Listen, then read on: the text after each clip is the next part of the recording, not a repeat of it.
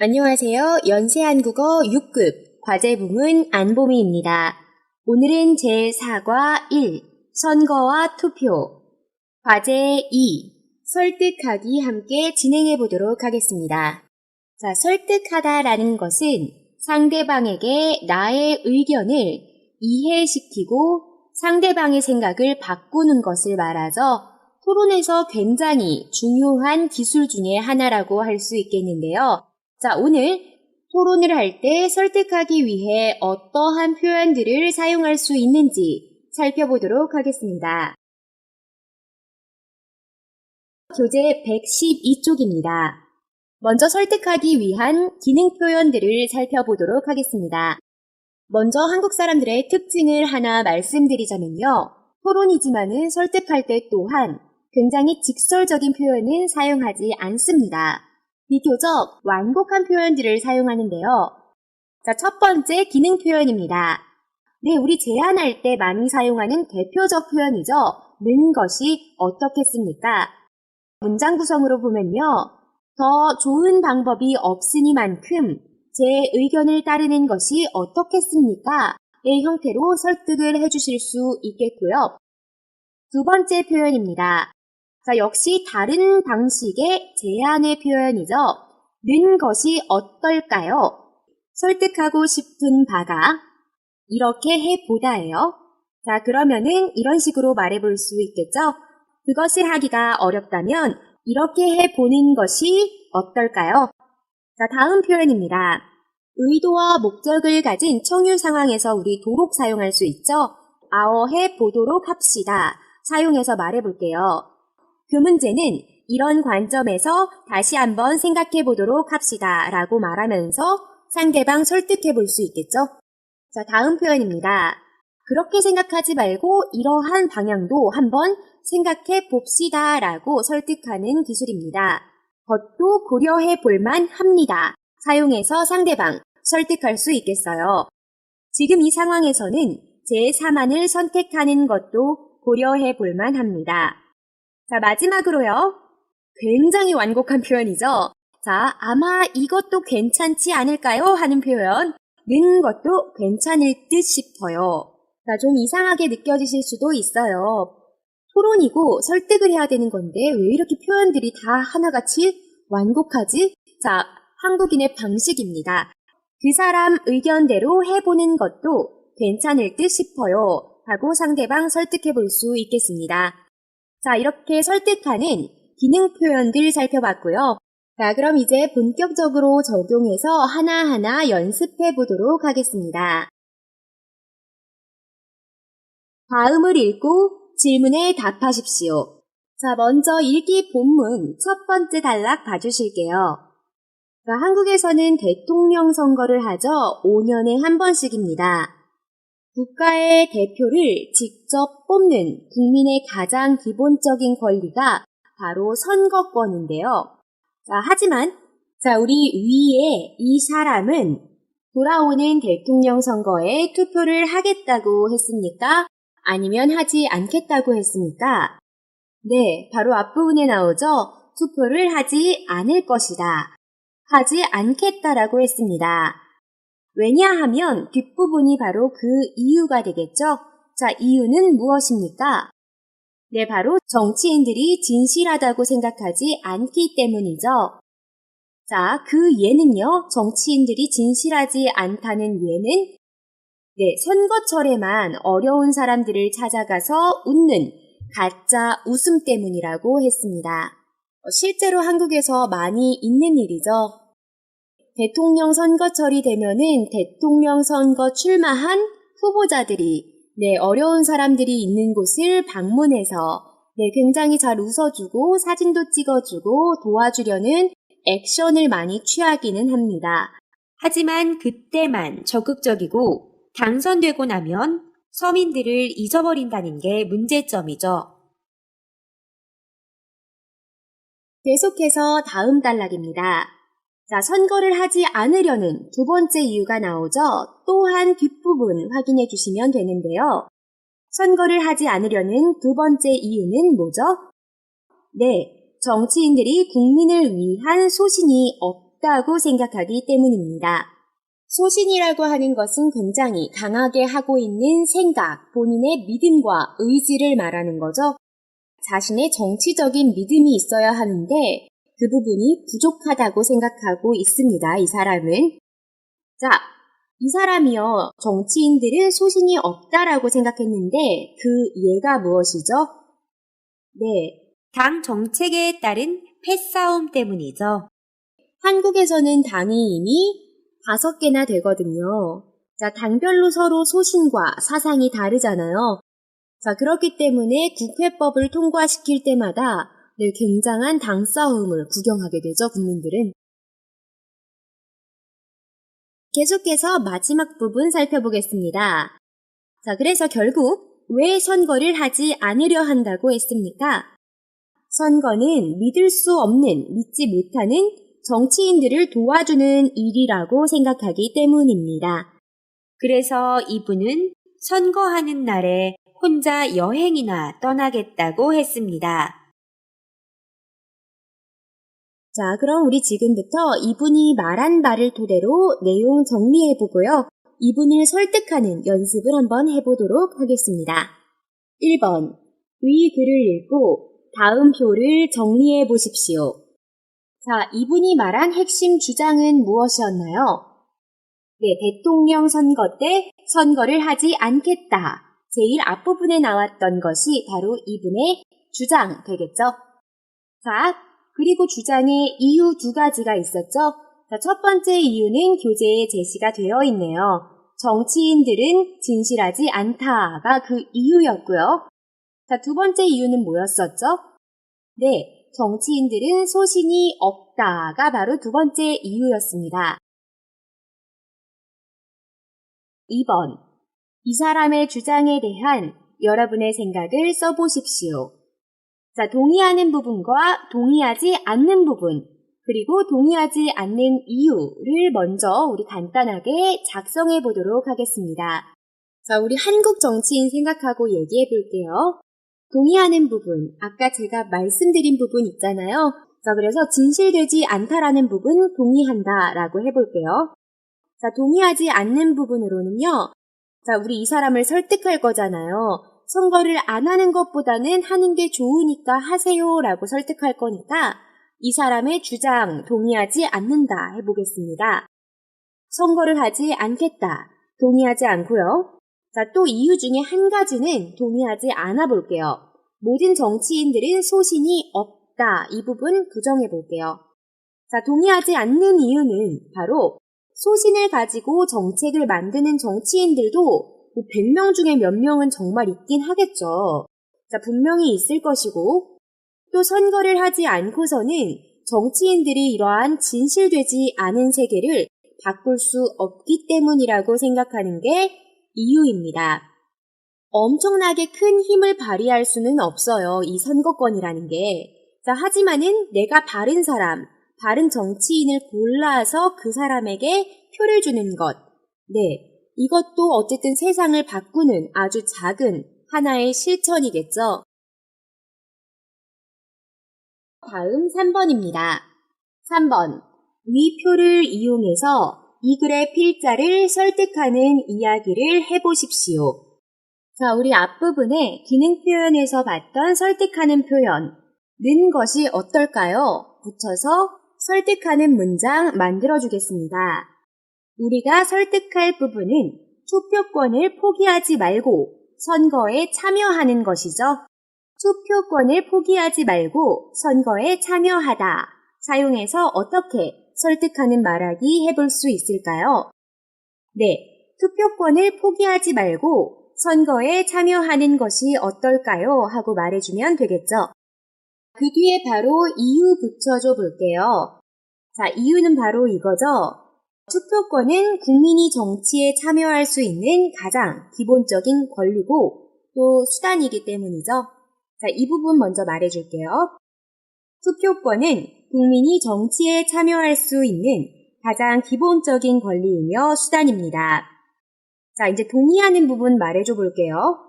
동의하는 부분에 대해서 라고 말씀하신 부분에는 동의합니다. 라고 말해줘 볼게요. 저도 정치인들이 진실되지 않다고 말씀하신 부분에는 동의합니다. 조금 더 구체화시켜서요. 진실된 마음보다는 선전용의 자선들은 저도 정말 정치인들에게 혐오증을 느끼는 부분입니다만, 다만 뒷부분에 반대되는 동의하지 않는 부분 말해볼게요. 동의하지 않는 부분을 다시 한번 생각해 보도록 해야겠습니다. 역시 설득하는 표현으로 말해볼게요. 모든 정치인들이 소신이 없다는 말은 다시 한번 생각해 보도록 해야겠습니다. 뒷부분에 계속해서 우리 정리했었던 동의하지 않는 이유 붙이면서 마무리해주면 되겠죠?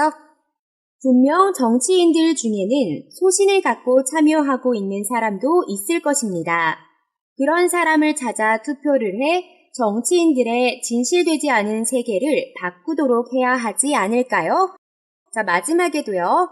않을까요? 을까요? 라는 제안하는 표현 또는 설득하는 표현으로 설득하기 계속해서 사용해 말해봤습니다. 마지막 4번입니다. 다음 글을 읽고 하나를 골라 정리한 후 설득하는 이야기를 해보십시오. 먼저 가 지문 봐주세요. 첫 번째 문장이 바로 이 사람이 주장하는 바죠. 흡연하는 사람들에게도 흡연권이 있다고 생각해요. 뒷부분의 이유 볼게요. 내가 좋아하지 않는 음식을 다른 사람이 좋아한다고 그것을 나무랄 수는 없는 일이죠. 흡연도 마찬가지예요. 여러분 이 부분에 동의하세요? 저는 그렇게 동의하지 않아요. 음식하고 담배 피는 거하고는 같을 수 없죠. 내 음식이야. 다른 사람이 먹건 안 먹건 어쨌든 그 사람 몸에만 해당하는 거잖아요. 그런데 담배 같은 경우는 한 사람이 흡연을 하면은 옆에 있는 사람도 본인 의지와는 상관없이 간접 흡연을 하게 돼서 문제인 거잖아요. 그쵸? 음식하고의 비교는 적절하진 않은 것 같아요. 뒷부분에서는 다시 또 맞는 말씀을 하셨어요. 밀폐된 공간에서는 내 흡연으로 다른 사람까지 피해를 줘서는 안 되지요. 어쨌든 간접 흡연은 문제가 되니까 밀폐된 공간에서 흡연으로 다른 사람에게 피해를 주면 안 되겠죠? 저도 동의합니다. 건강의 문제니까요. 그래서 이 사람이 또 말하는 거는 건물 안 공공장소에서 흡연실을 만들어 주어야 한다고 생각한다 했습니다. 필요하겠죠. 그래서 이 사람이 주장하는 바는 표에 정리해 볼게요. 글의 중심 생각. 바로 흡연자의 흡연의 자유가 있기 때문에 공공장소 흡연을 허용해야 한다라는 거죠. 공공장소 흡연 허용이 바로 글의 중심 생각입니다. 글의 내용 중 동의하는 부분. 흡연하는 사람에게도 흡연권이 있다. 저 이 부분 동의하고 있어요. 동의하지 않는 부분은 아까 음식에 비유한 그 부분요.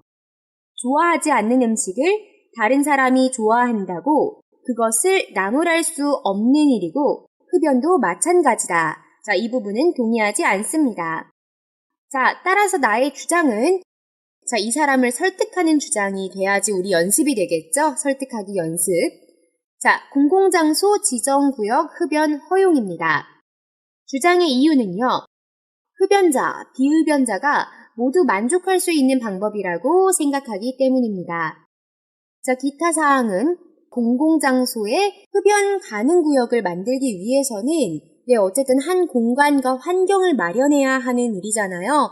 재정 확충이 관건이 되겠죠. 돈, 그걸 만들 수 있는 그러한 시설을 만들 수 있는 경제적 부분이 되냐 안 되냐가 큰 문제거리겠죠. 그럼 우리 같이 화면 봐주시고요.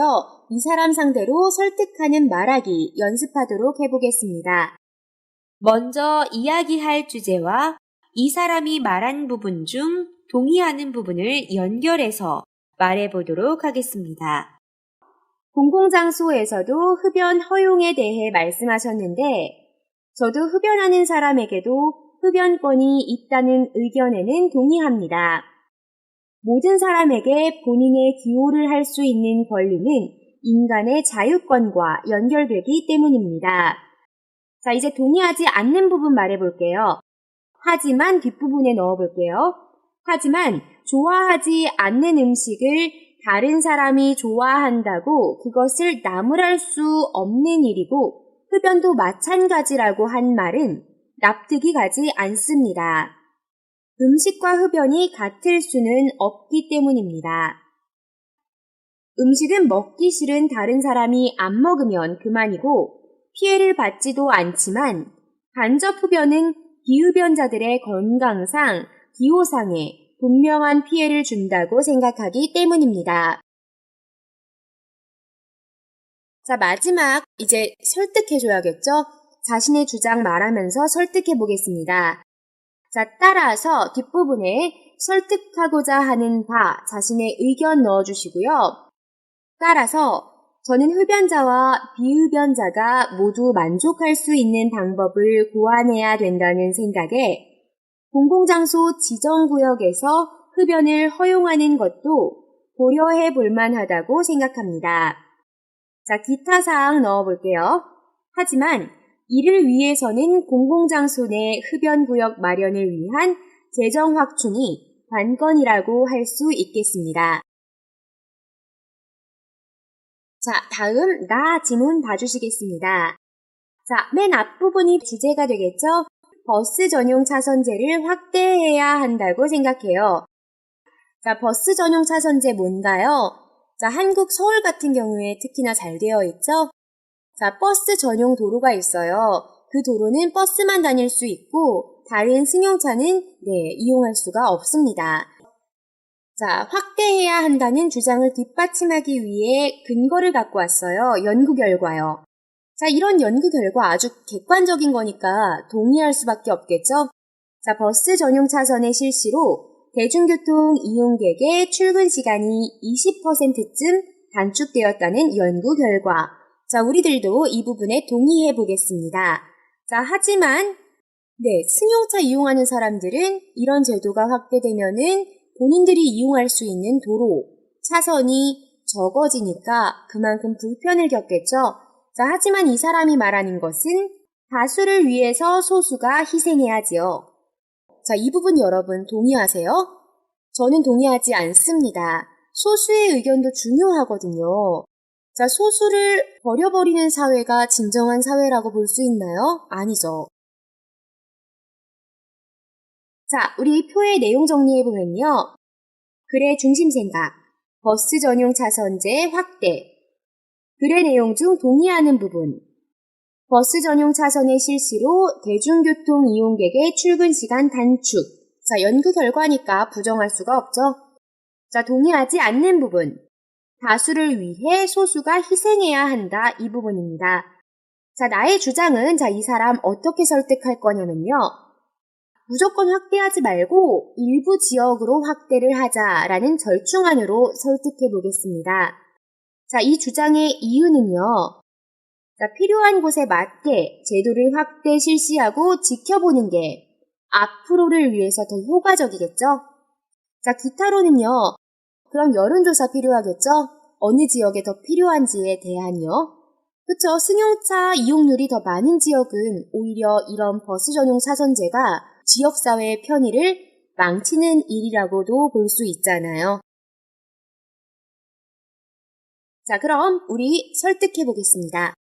먼저 이야기할 주제와 이 사람이 말한 부분 중 동의하는 부분을 연결해서 말해보도록 하겠습니다. 버스 전용 차선제 확대를 주장하셨는데 저 또한 버스 전용 차선의 실시로 대중교통 이용객의 출근 시간이 20%가량 단축되었다는 연구 결과를 바탕으로 한 의견에는 동의합니다. 자, 뒷부분에 동의하지 않는 부분 넣어보겠습니다. 하지만 다수를 위해서 소수가 희생해야 한다고 말씀하신 부분은 납득이 가지 않습니다. 분명 소수의 의견, 소수의 편의도 중요하기 때문입니다. 소수의 편의가 무시되는 사회가 어떻게 민주주의 사회라고 할 수 있겠습니까? 본인의 주장, 본인의 의견 넣어볼게요. 따라서 여론조사 실시 후 승용차 이용량이 적은 도시들을 바탕으로 일부 지역 실시 방안도 고려해 볼 만하다고 생각합니다. 자, 구체적인 설명 넣어보겠습니다. 승용차 이용객이 많은 도시는 오히려 불편을 겪을 것이며 필요한 곳에 맞게 제도를 확대해 실시하고 지켜보는 게 앞으로의 제도 확대를 위해 더 효과적일 것이라고 생각합니다. 또한 버스 전용 차선제를 확대한 지역은 차량 일부제 등을 강화 실시해 승용차 이용객들도 불편이 없도록 해야 하겠습니다. 자, 제가 이 부분에서 말한 차량 일부제라는 것은 승용차 이용량을 줄이기 위한 제도입니다. 정해진 날짜와 차량 번호를 매칭시켜 일정한 날에 숫자에 해당하는 차량은 운전해서 나오지 못하도록 하는 제도를 말합니다. 자, 오늘 준비된 내용 여기까지입니다. 자, 토론에 대한 중요한 기술 설득하기. 이제 문제 없으신가요? 다음 시간 사과 2항에서 정치에 대한 새로운 주제로 찾아뵙겠습니다. 수고 많으셨어요. 안녕히 계세요.